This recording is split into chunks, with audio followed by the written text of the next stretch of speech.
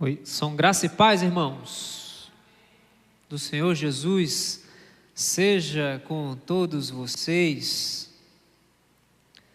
Saúdo todos, muito bom vê-los. Débora, Melquias, saudade. Os que estão nos visitando hoje, sejam bem-vindos. Casa do Senhor, casa do Pai, casa de vocês. E aos irmãos que estão também em casa, cultuando juntamente conosco. Que a paz do Senhor entre no seu lar. Abençoe você e sua família, em nome de Jesus Cristo. Façamos mais uma oração. Senhor, por tua bondade, graça e misericórdia, me coloca em tuas mãos. E apesar de mim, te peço graça, Senhor, misericórdia, iluminação do teu Espírito Santo, Senhor, para abençoar a tua igreja, para trazer alimento espiritual para o teu povo. E para todos aqueles que porventura possam ouvir essa mensagem. Assim te oro, te agradeço. Fica conosco em nome de Jesus, Senhor. Amém. A gente ora e até a água vai chegando, tá? No poder da oração. Obrigado, diácono Dário. Irmãos, vez por outra, isso não é muito raro, eu me deparo com irmãos que chegam com algumas dúvidas e questionamentos, e na maioria das vezes essas dúvidas e questionamentos são sinceros, outras vezes não. Existem aqueles que nos fazem pergunta e nos questionam, já tendo todas as suas convicções e porque querem simplesmente arrumar confusão. Mas vez por outra aparece essa questão bem pontual, que é a seguinte: Max, tenho dificuldade em entender e compreender o Deus do Antigo Testamento e o Deus do Novo Testamento. Inclusive essa questão, esse ponto já foi colocado no nosso clube de leitura. Eu abro aqui um parêntese para avisar vocês que na próxima terça-feira, a partir das 21 horas, retomaremos, o nosso ano letivo, assim podemos dizer, do nosso clube de leitura. Fizemos uma pausa em dezembro, demos férias em janeiro, esperamos um pouquinho de fevereiro e agora estamos retomando na próxima terça-feira. Se você tem vontade, curiosidade, gostaria de entrar neste grupo, que não é um grupo fechado, é um grupo aberto, e com a graça de Deus, o meu desejo aqui é um grupo que possa crescer e multiplicar, para que a gente possa ter várias salas virtuais, de repente 2, 3, 4, 5 salas, onde os irmãos se reúnam para ler, estudar e crescer em conhecimento e graça, tá? Se você tiver alguma dúvida a respeito de como funciona e queira mais detalhes, fala no nosso grupo do WhatsApp da igreja, ou no nosso Instagram, ou pessoalmente, tá? Você será bem-vindo. Então esse ponto já foi abordado lá, e nós já falamos por lá sobre isso. Algumas pessoas têm dificuldade em compreender esse possível distanciamento entre um Deus do Antigo Testamento e um Deus do Novo Testamento.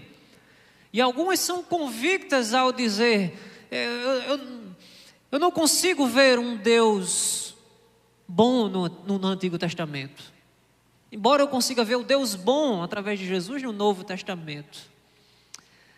Toda essa confusão de ideias não é de hoje, não é do século 21, não foi do século 20, não surgiu no século 19.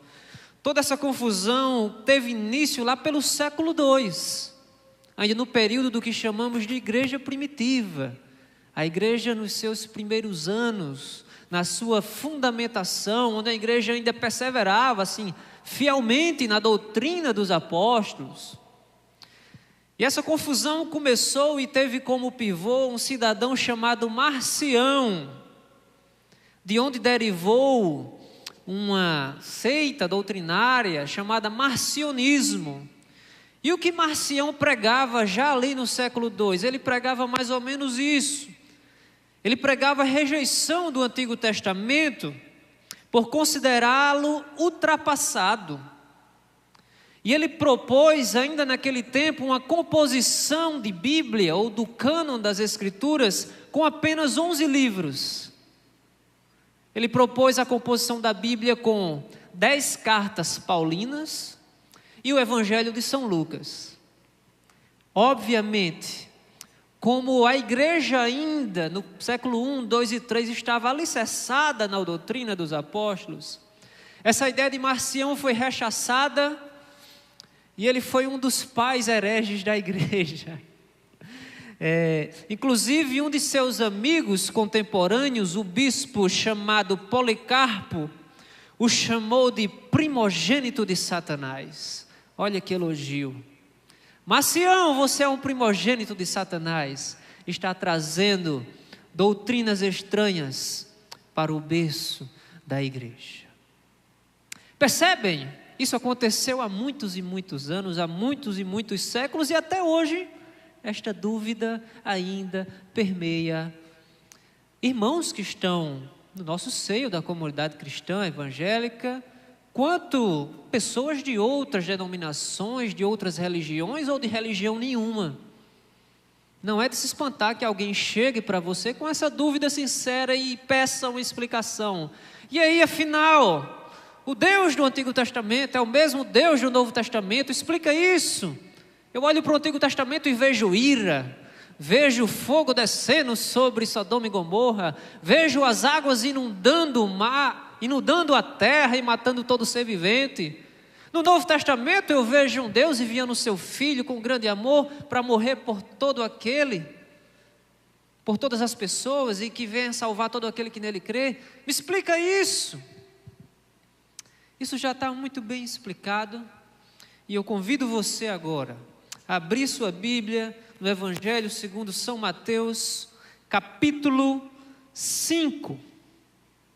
Faremos algumas leituras, tanto no Novo como no Velho Testamento hoje, para que possamos entender algo referente a uma lei suprema, a lei do amor. Mateus capítulo 5, a partir do verso 43. Assim temos o registro das Sagradas Escrituras. Jesus falando: vocês ouviram o que foi dito: ame o seu próximo e odeie o seu inimigo. Eu, porém, vos digo: amai os vossos inimigos, bendizei os que vos maldizem, fazei o bem aos que vos odeiam, e orai pelos que vos maltratam e vos perseguem, para que sejais filhos do vosso Pai que está nos céus, porque Ele faz com que o seu sol se levante sobre os maus e sobre os bons, e a chuva desça sobre os justos e os injustos. Pois, se amardes os que vos amam, que galardão havereis de receber? Qual o mérito nisso? Não fazem os publicanos, os cobradores de impostos da mesma forma? E se saudardes ou cumprimentares apenas os seus amigos, o que vocês estão fazendo demais? Até os gentios, os estrangeiros também fazem isso. Sede vós, pois, perfeitos, como perfeito é o vosso Pai que está nos céus. Palavras de Jesus em um dos seus discursos mais longos, que é o Sermão do Monte, onde temos a fala, a pronúncia, o discurso mais longo de forma ininterrupta de Jesus, e ele aqui está falando para os seus discípulos, para aqueles que andavam com ele, e essa é a mensagem: ame o seu próximo. Relutei em trazer essa mensagem hoje porque fiquei incomodado em falar o mais do mesmo, ou aquele texto que a gente já conhece, mas ao mesmo tempo eu fui motivado também a trazer esse texto, porque é um trecho e um texto que nos incomoda. falar sobre amar o inimigo, isso nos incomoda. Isso incomoda o mundo, isso incomoda as pessoas. E o Evangelho, ele é poderoso também por esse aspecto, no sentido de nos incomodar, de nos provocar e de nos chamar à mudança de estilo de vida. Ame o seu próximo como a si mesmo. De fato, Jesus não está trazendo aqui uma linguagem nova, porque lá em Levítico, livro das regras, das minúcias, dos detalhes, capítulo 19, versículo 18, nós temos também essa mesma frase. Levítico 19, 18.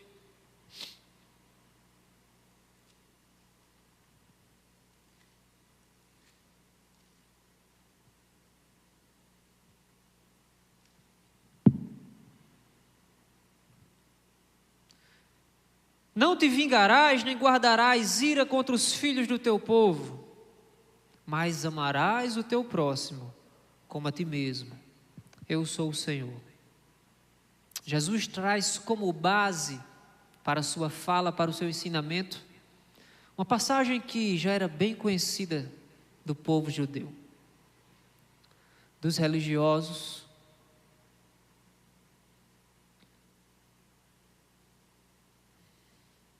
Curiosamente, esta passagem, ame o seu próximo como a si mesmo, é o texto mais citado do Antigo Testamento no Novo Testamento. Então a gente vai percebendo nisso que Antigo Testamento e Novo Testamento estão ligados, estão interconectados. Não existem duas histórias diferentes, não existem dois deuses diferentes, um Deus do ódio e um Deus do amor. Amarás o teu próximo como a ti mesmo. Nós vamos encontrar esse registro tanto em Mateus, quanto em Marcos, quanto em Lucas, quanto em Romanos, quanto em Gálatas e quanto na carta de São Tiago. Nós não estamos diante de uma mensagem inédita, mas estamos diante de uma mensagem de uma lei que vai contra a lógica racional. Uma lei que é movida por misericórdia e compaixão. A lei do amor. Quem ama a Deus, e aquele que diz ter tido um encontro real com Jesus Cristo, ele se depara e ele é confrontado com essa tal chamada lei do amor. E com o Sermão do Monte aqui em mãos, nós vamos passando aqui versículo por versículo. Ouvistes o que foi dito: amarás o teu próximo e odiarás o teu inimigo. Como assim odiarás o teu inimigo? De onde foi que Jesus tirou isso? Não sei se você já se perguntou de onde foi que Jesus tirou isso. Porque não está na Torá, não está no Pentateuco, odiarás o teu inimigo. Isso também não está nos profetas. De onde Jesus tirou isso? Esse era um ensino já comum entre um grupo judaico sectário e radical, contemporâneo do próprio Cristo, onde eles fizeram acréscimos à lei. Não existia isso, odiarás o teu inimigo. Todo acréscimo à palavra, preste atenção a isso, todo acréscimo a esta palavra, mesmo que surja, nasça e seja propagada em um ambiente religioso, é um acréscimo humanamente diabólico. Todo e qualquer acréscimo feito a esta palavra, mesmo que seja feito em um ambiente religioso, é um acréscimo humanamente diabólico, ou diabolicamente humano. Jesus está aqui confrontando o ensino daquela época, que era: amarás o teu próximo. Você vai amar o seu amigo, o seu parente, o seu pai, a sua mãe, e você vai odiar o seu inimigo. Doutrina diabólica. Jesus chega para desfazer isso. Jesus chega para trazer a palavra tal como ela é, em preservar o ensino autêntico de Deus. Alguns povos, a exemplo do povo egípcio, chineses ou os povos mesopotâmicos, eles foram hábeis construtores e deixaram alguns legados nas construções. A China com a sua muralha, sua grande muralha, o Egito com suas grandes pirâmides. Contudo, o povo israelita, o povo judeu, eles perseveraram e eles são o povo da palavra, o povo da preservação dos manuscritos, o povo que cultiva a leitura e meditação da palavra no dia a dia, em casa, à mesa com seus filhos, nas festividades. E assim herdamos essa palavra. E em nenhum lugar desta palavra nós vamos encontrar um mandamento dizendo: amarás o teu próximo e odiarás o teu irmão. Agora a gente descobriu, não é? De onde foi que Jesus tirou isso? Existia um grupo naquela época pregando isso. Existem grupos hoje, 2000 e tantos anos depois, acreditem, pregando isso. Amarás o teu próximo, mas odiarás o teu inimigo. Nós vemos isso todos os dias. Acesse uma rede social, chega a fazer vergonha. Pessoas que se dizem ter tido um encontro com Cristo e o seu status é filho do Deus Altíssimo nas redes sociais. Você vai ver os comentários dessa pessoa no Twitter.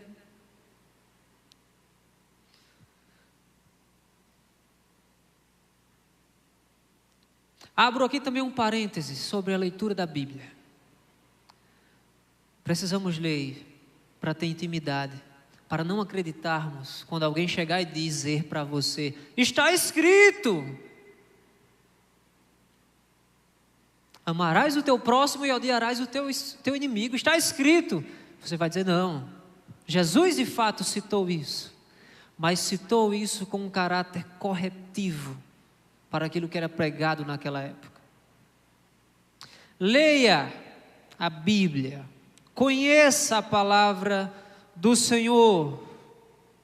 E o parêntese que eu deixo é o seguinte: não se preocupem em estabelecer uma meta ou um propósito de ler a Bíblia toda durante um ano. Se você conseguir fazer isso, maravilha. Mas conseguindo fazer isso, o que acontece no dia seguinte do término da leitura é: continue lendo. A Bíblia não é um livro para ser lido durante um ano. A Bíblia é um livro para ser lido durante a vida. A vida. E a vida é todo dia. É todo dia que acontece, que se dá. Então não se preocupe, não se frustre, não se entristeça se você não conseguir bater sua meta de leitura da Bíblia em um ano. Entenda que essa palavra você tem que ler todo dia, o dia todo e a vida inteira. Amar o próximo é um ensinamento antigo que a gente entende e que é difícil de praticar. Mas é o que se espera do homem natural. E aqui eu tomo por empréstimos as palavras de São Paulo, quando ele fala sobre o homem natural, o homem carnal e o homem espiritual. O homem carnal não consegue discernir as coisas espirituais. Mas amar ao próximo, acho que assim, em nível de civilização, é o que se espera do homem natural. Porque até os piores crápulas da humanidade podem nutrir um amor verdadeiro por um filho, por uma mãe, por uma esposa. Verdade? Sim. Os piores homicidas, os piores homens da história podem ter nutrido e dedicado um amor fiel a um filho, a uma mulher. O cristão, o discípulo de Jesus, ele precisa dar algo a mais. Amar o próximo é um mandamento desde o Antigo Testamento para que o povo de Deus não fosse um povo que lançasse mão do abuso de autoridade. Serve também para os dias de hoje. Amor ao próximo para que nós não venhamos cair na tentação de oprimirmos aqueles que não conhecem a palavra como nós conhecemos. No Antigo Testamento vemos sim o Deus do amor, nos instruindo em detalhes, lá em Levítico, a não amaldiçoarmos o surdo. Que covardia, né? Você amaldiçoar o surdo, sabendo que ele não está nem ouvindo, não tem direito nem de defesa. Vemos essa instrução lá em Levítico, capítulo 18. Vemos no Antigo Testamento o mesmo Deus instruiu o seu povo a não colocar pedras de tropeço no caminho do cego. Isso é amor, né? Instruções de amor para com o próximo. Vemos o mesmo Deus em Levítico capítulo 19 dizendo: olha, não jure falsamente, muito menos jure usando o meu nome. Não retenha o salário do trabalhador, não seja mexeriqueiro. Lembra-te de cuidar bem do estrangeiro, porque estrangeiro tu fostes na terra do Egito. Vemos um Deus de amor e um Deus cuidadoso no Antigo Testamento. Amar o próximo, isso incomoda mais a gente, isso não é nada mais do que nossa obrigação. A gente tem que fazer mais. Versículo 44. Eu, porém, vos digo, e agora o incômodo aumenta: amai os vossos inimigos. Isso é o que se espera do cristão e do discípulo.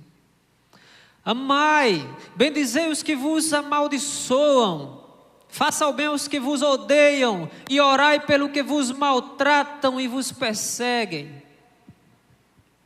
É fácil ou é difícil, igreja? É fácil ou é difícil? Difícil, né? É fácil de entender, difícil de praticar.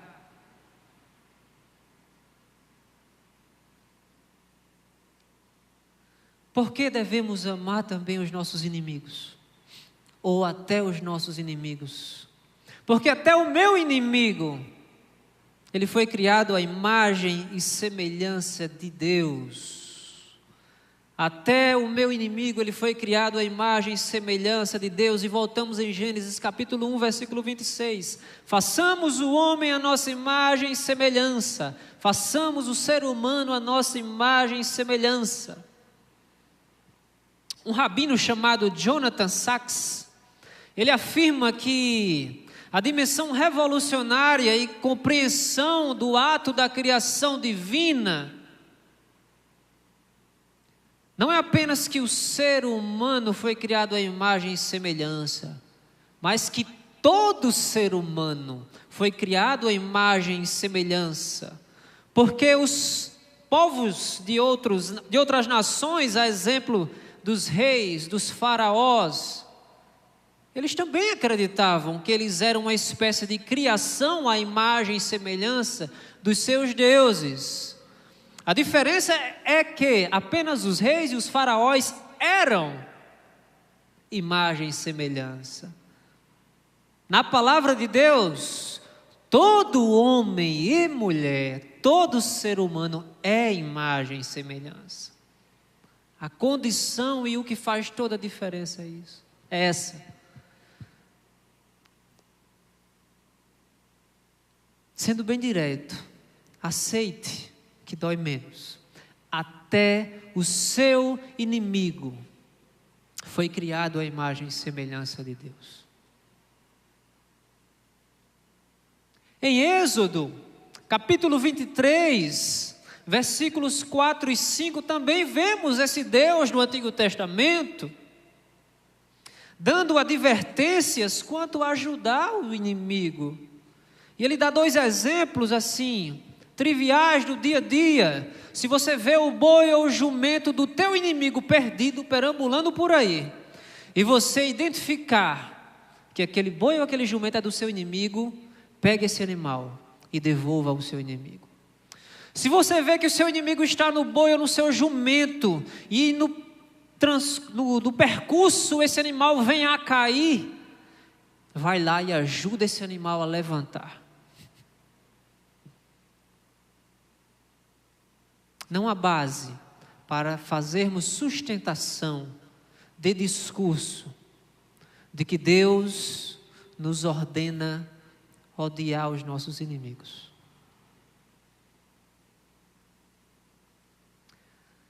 Deus nos amou quando nós éramos inimigos dele.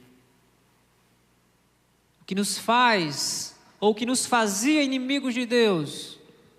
Pecado. Nossa condição pecaminosa. Cantamos aqui semana passada, num culto tão lindo de Santa Ceia. Nós cantamos: se o teu inimigo tiver fome, dá-lhe de comer. Se o teu inimigo tiver sede, dá-lhe de beber. Isso é Provérbios, Antigo Testamento. Ontem eu estava com minha esposa, com Mari, assistindo um filme, e a gente está tentando, não é? É importante que todos vocês tentem, especialmente os casais, a não só trabalhar, cuidar de menino e dormir morto de cansado. Tentem tirar um dia, uma vez na semana, para um lazer. Difícil, né, nesse período de pandemia. E estamos tentando uma vez por semana assistir um filme. Às vezes a gente acerta, às vezes a gente erra na escolha, porque a gente, quando percebe, está 40 minutos escolhendo, e às vezes a gente cansa, né? Está tentando escolher, passou quase 1 hora, às vezes a gente desiste. Outros dias a gente escolhe no aleatório, e ontem foi um desses dias onde escolhemos um filme nesse modo meio que aleatório. Fomos ali nos 10 mais da semana, da Netflix, que eu não estou ganhando nem um centavo aqui por este anúncio, tá?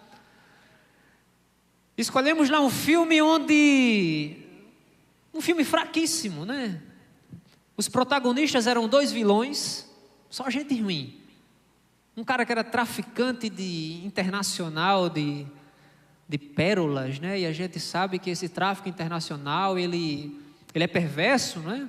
Desde a extração natural até as pessoas que fazem o transporte disso. Algumas pessoas chamadas de mulas, elas engolem, elas fazem pequenas cirurgias para colocar e esconder essas coisas no corpo.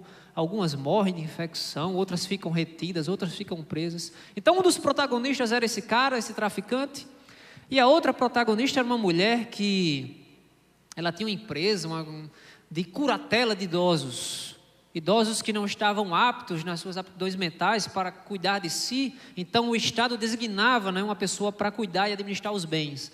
Então essa mulher era má porque ela furtava, roubava as coisas desses idosos e se possível fosse, ela abreviaria até a morte dos idosos, caso o idoso não tivesse herdeiros, para ela ficar com parte. E 2 pessoas perversas, não é? E aí no filme a gente vai sendo condicionado meu Deus, não tem nenhuma pessoa bonzinha nesse filme para a gente torcer. E aí, meu amigo, a coisa fica feia nesse filme, um tenta matar o outro, e aquela agonia. No final do filme, vocês acreditam que eles fazem as pazes? Porque essa mulher, é o spoiler completo aqui, tá? O spoiler é completo. Essa mulher, ela estava cuidando da mulher da mãe do traficante. Ou seja, o traficante, o homem mau, amava muito a sua mãe e queria libertar sua mãe daquela condição. Mas no final fizeram as pazes, fizeram um grande acordo financeiro e se tornaram sócios. Eu e Mari ficamos indignados, porque nós fomos condicionados a torcer pela tragédia de alguém. Nós somos condicionados a torcer pela vingança. É ou não é? Quando o filme tem um bonzinho e um vilão, a gente quer que o vilão seja punido no rigor da lei. E aí o filme fez um suspense, porque até o último minuto, as duas pessoas estavam maravilhosamente bem. A mulher rica dando uma entrevista na maior televisão de Nova York. Mas aí no minuto final, aconteceu uma vingança de um filho de um idoso, que encontrou a mulher saindo lá da televisão e pei. E nós somos condicionados a vibrar como se fosse um gol. Agora certo, agora morreu essa danada. Faz parte da nossa natureza pecaminosa. Torcer não apenas pela justiça às vezes, mas torcer pela justiça que vai além da lei, a justiça das nossas próprias mãos, da nossa ruindade mesmo interior. Então, mesmo sendo um filme ruim, nós fizemos essa pequena reflexão de que nossa natureza é condicionada a torcer pela vingança. E a gente tem que vigiar, a gente tem que orar. Versículo 45 é uma resposta, né? O verso 45 responde o 44. Por que amar os inimigos? Por que bendizer o que vos persegue? Por que orar pelos que vos maltratam? Jesus dá a resposta. Para que vocês sejam reconhecidos como filhos do Pai Celestial. Qual o propósito das nossas atitudes cristãs, dos nossos atos como discípulos? Para afirmar ao mundo de quem somos discípulos. O discípulo necessariamente tem que se parecer com o seu mestre. Evangelista João, capítulo 13, versículo 35, disse: o seu amor, uns para com os outros, dará prova ao mundo de que sois verdadeiramente os meus discípulos. Amar não é simplesmente obediência, não é obediência pela obediência, mas amar é a evidência da nossa filiação divina. Nós amamos porque Deus é amor. Devemos amar porque Deus é amor, como tratou o evangelista João. Mahatma Gandhi, muitos conhecem, um líder pacifista na Índia, muito conhecido, né, por sua luta junto ao seu povo, pela libertação do seu povo do colonialismo inglês e dos sistemas perversos de discriminação. Gandhi sempre foi um admirador de Jesus Cristo, assim, para dizer bem na real, um admirador de Jesus. Contudo, ele dizia ter dificuldade, porque ele admirava Jesus, mas não conseguia entender o modo contraditório pelo qual os cristãos viviam, a forma contraditória de viver e de agir de muitos cristãos. Gandhi, ele ficava incomodado porque os cristãos não levavam a sério os ensinamentos de Jesus. E Gandhi estava certo, continua estando certo.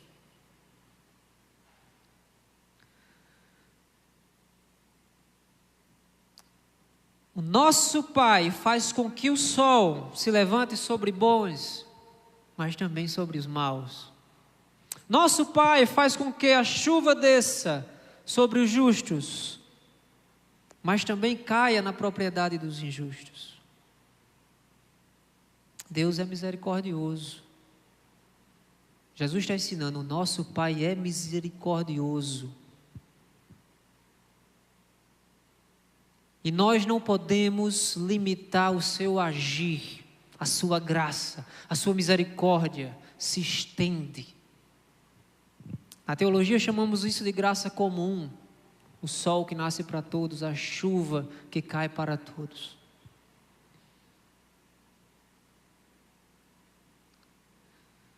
Se vocês saúdam somente os irmãos de vocês não estão fazendo nada demais. Porque os publicanos também assim o fazem.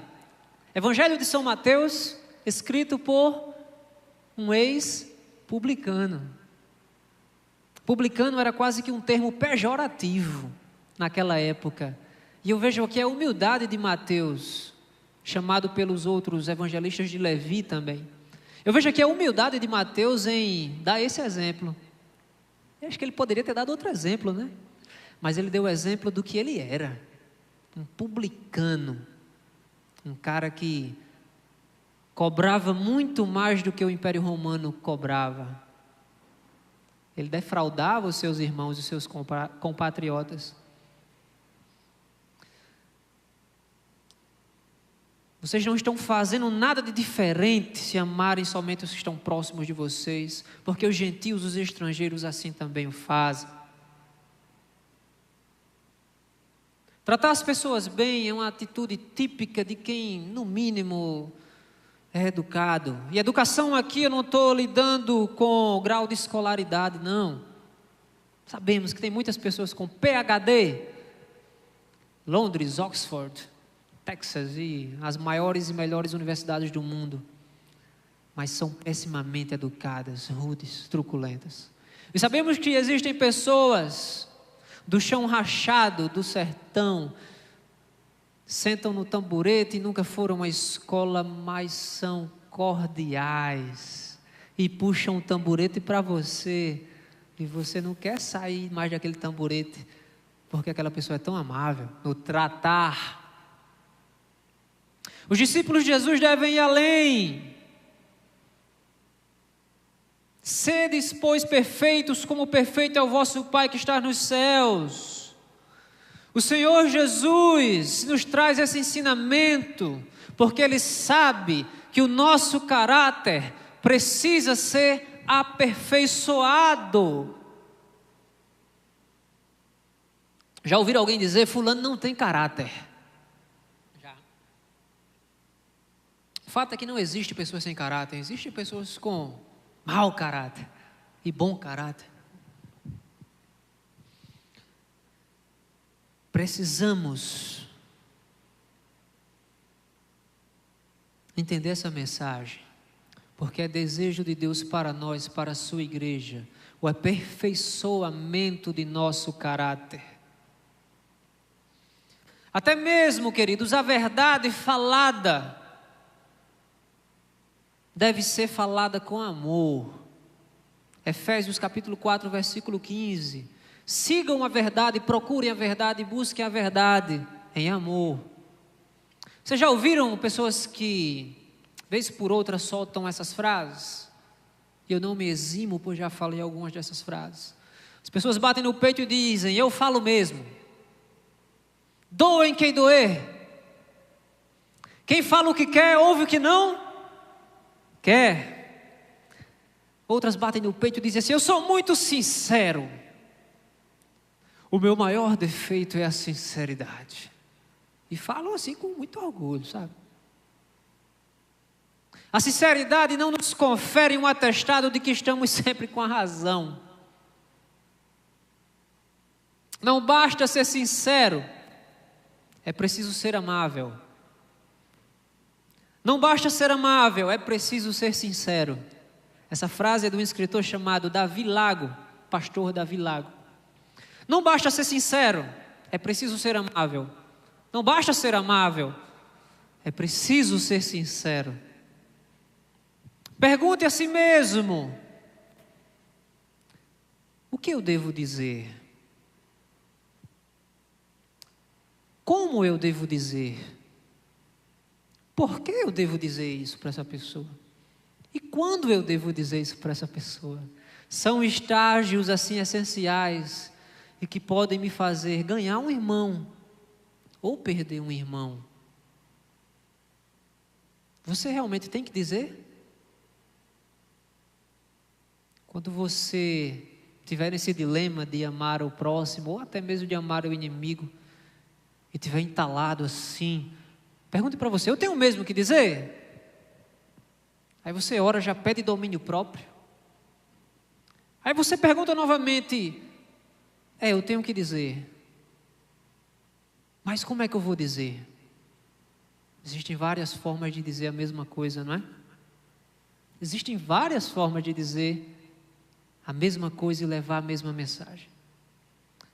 Aí você descobre como dizer, mas como é que você vai fazer essa pessoa entender o porquê que você quer dizer?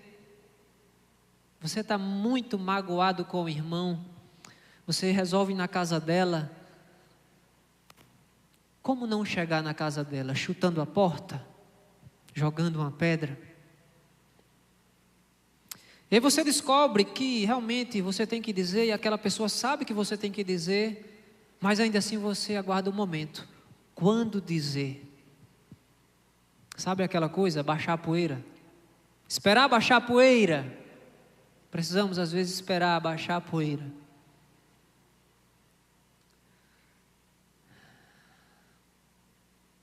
Essa mensagem continua sendo desafiadora para a nossa vida. Muita gente não entendeu e muita gente nunca vai entender esse negócio de amar o inimigo.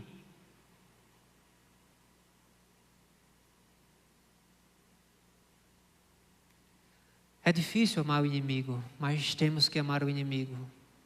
Eu tenho que gostar do meu inimigo, ser best friend forever. Não. Mas você tem que amar o seu inimigo, e existe uma diferença aí entre amar e gostar. Porque se você gostar do seu inimigo, tem um problema aí. Tem um problema. Você não precisa gostar no sentido de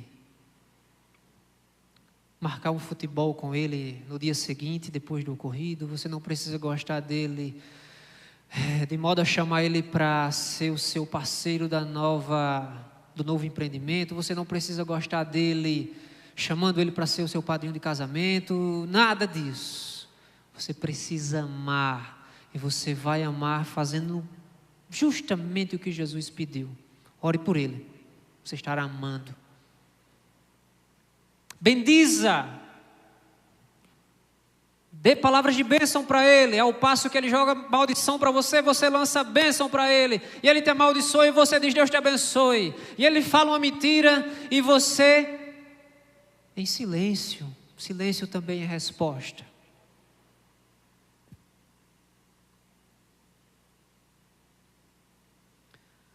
Orar pelo inimigo. Quando é que vamos entender que oração é a nossa arma espiritual, queridos? Oração é a arma espiritual da igreja. É a arma da igreja. E é pela oração que a igreja vence. E vence de joelhos, sem levantar uma espada sequer para arrancar a orelha de ninguém, como fez Pedro. Como falou Paulo, a nossa luta não é contra a carne, contra o sangue, mas contra os principados, governantes, potestades do reino espiritual. Oração é a arma do crente. Jesus não nos convoca para cruzadas armamentistas, mas para o negue-se a si mesmo, toma a sua cruz e siga-me. E no versículo anterior a esta fala ele estava dizendo: pois é necessário que o Filho do Homem seja traído, seja maltratado por muitos, seja recusado pela religião, pelos chefes dos religiosos, pelos fariseus e pelos escribas. É necessário que eu, o Filho do Homem, seja maltratado e pisado, morto, mas que ao terceiro dia ressuscite. É necessário. O Deus Todo-Poderoso se fez homem, se colocou na condição do Cordeiro de Deus que tira o pecado do mundo, do Cordeiro de Deus imolado antes da fundação do mundo. A lição está dada, a lição está posta. Deus não nos incentiva ao ódio, nem ordena o ódio, mesmo contra os inimigos do seu povo, nem do seu rebanho. Mesmo quando o salmista declara lá no Salmo 139, muitas vezes, com as lentes interpretativas que nós queremos dar ao texto, nós usamos o texto e inventamos o pretexto para doutrinar e para ensinar o que vai em desencontro com a palavra de Deus. Mesmo quando o salmista disse lá no Salmo 139, em forma de desabafo, e não confunda o desabafo com uma ordem. Era apenas um salmista, um homem desabafando. É o entendimento do gênero literário da Bíblia. Nós vemos desabafos, nós vemos aqui cânticos, nós vemos aqui lamentações.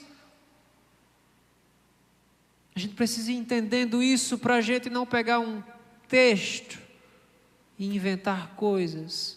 O salmista disse sim, odiar aqueles que odeiam a Deus.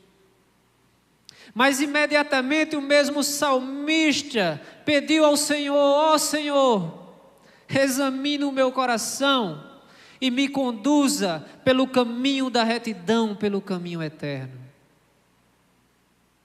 Você pode desabafar sim com o Senhor. Você pode dizer sim ao Senhor: está difícil lidar com aquela pessoa, está difícil amar o meu próximo, e o meu próximo pode ser a pessoa boa, pode ser a pessoa ruim, está difícil, eu não consigo, eu sou orgulhoso, eu estou odiando essa pessoa. Isso é um desabafo, que nós não podemos deixar que essas raízes de amargura cresçam, porque vai se converter em doença para a nossa alma e para o nosso corpo. Nós não podemos deixar que o ódio da outra pessoa nos domine também. É necessário que você tenha paz primeiramente consigo mesmo. O salmista disse: eu odeio Deus, mas, por favor, vê se há algo em mim, um caminho mau, e me sonda, e me guia pelo teu caminho, que é o caminho da retidão. Posto que odiar é um equivalente moral a assassinar. Ah, se não tiver amor. Se não tiver amor.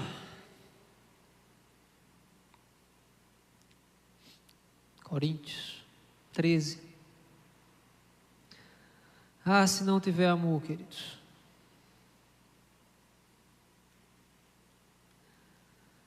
Ainda que eu falasse a língua dos anjos, dos homens, se não tiver amor, seria como um metal que ressoa, como um sino que tine.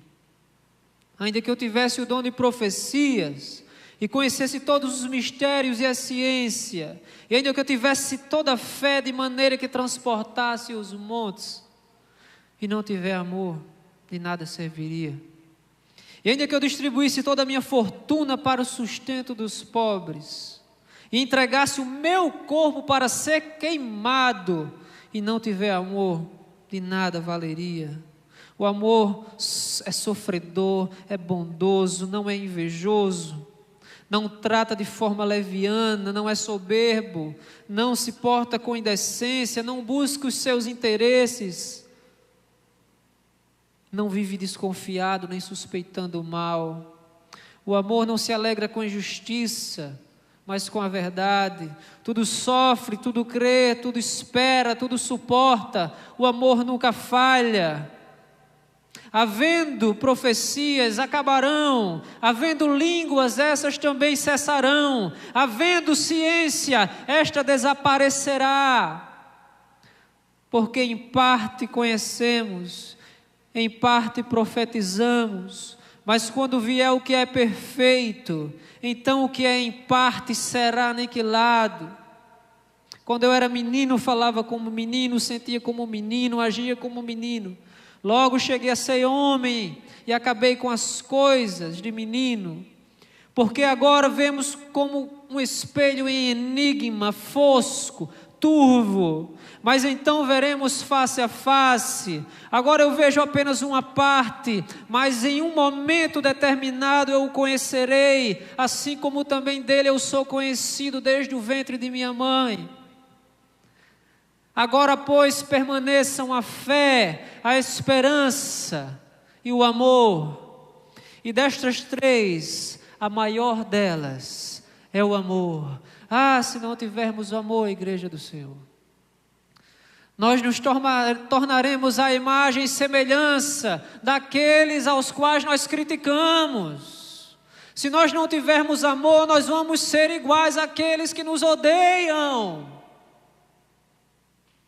Se não tivermos amor, todas as nossas obras não terão valor nenhum, porque o que tem valor, no fim das contas, não são as obras, mas a nossa intenção genuína e verdadeira.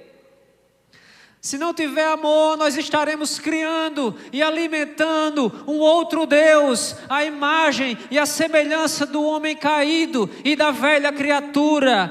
Ah, se não tivermos amor.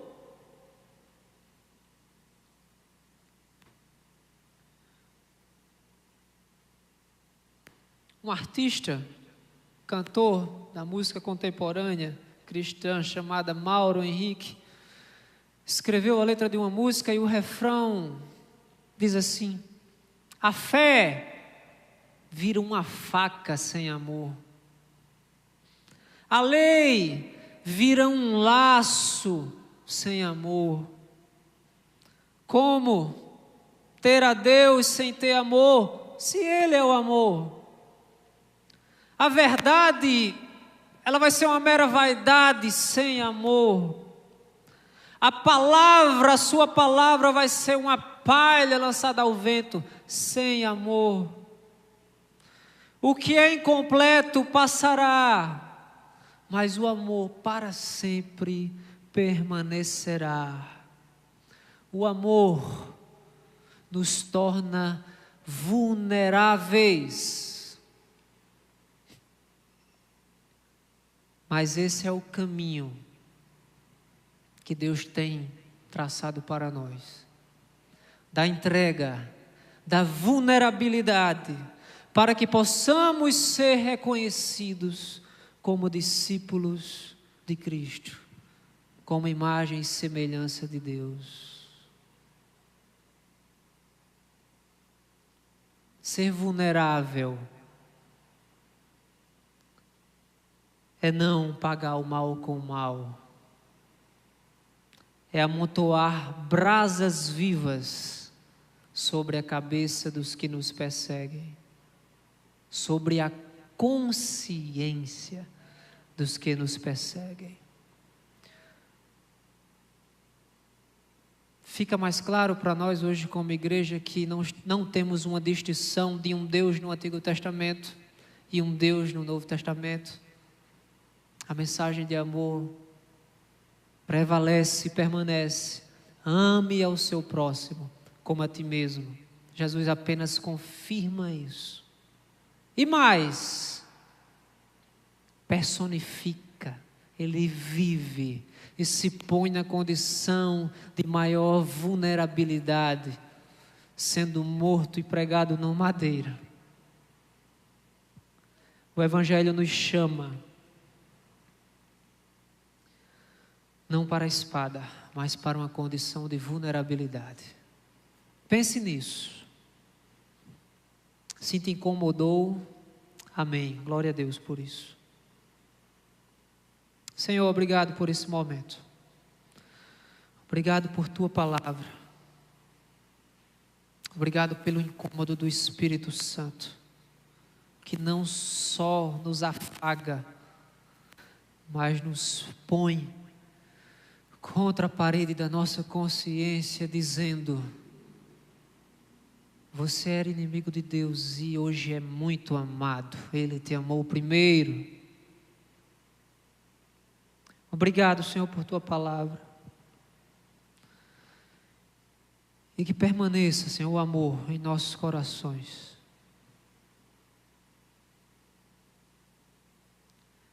Obrigado pela vida da tua igreja. Obrigado pela liderança da tua igreja. Obrigado por todos aqueles que estão nos ouvindo. Obrigado, ó Deus. Te pedimos, dá-nos uma semana abençoada, em tua presença, meditando e lendo a tua palavra. Livrai-nos de todo o mal. Acampa teus anjos ao redor de nossa casa, nossa família. Abençoa nossos negócios.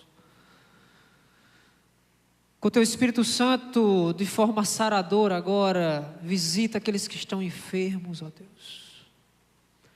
Traz o oxigênio para aqueles que estão cansados.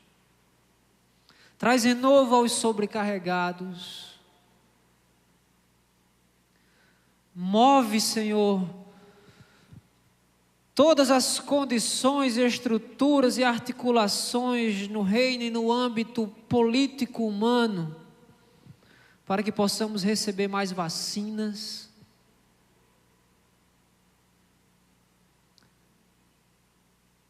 e que possamos ir vivendo conforme cantamos. Todavia me alegrarei em ti, ó Senhor. E que possamos seriamente termos noção do que cantamos. Se o teu inimigo tiver fome, dá de comer. Se o teu inimigo tiver sede, dá de beber.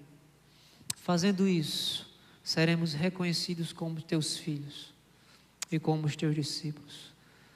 Obrigado, Deus, por tua bondade e misericórdia. Dá-nos uma semana abençoada, Senhor, com tua graça, com teu amor, com a consolação do teu Espírito Santo. No nome do teu Filho amado, o Senhor abençoe tua vida, o Senhor abençoe tua casa, no nome de Jesus. Amém, e amém, e amém.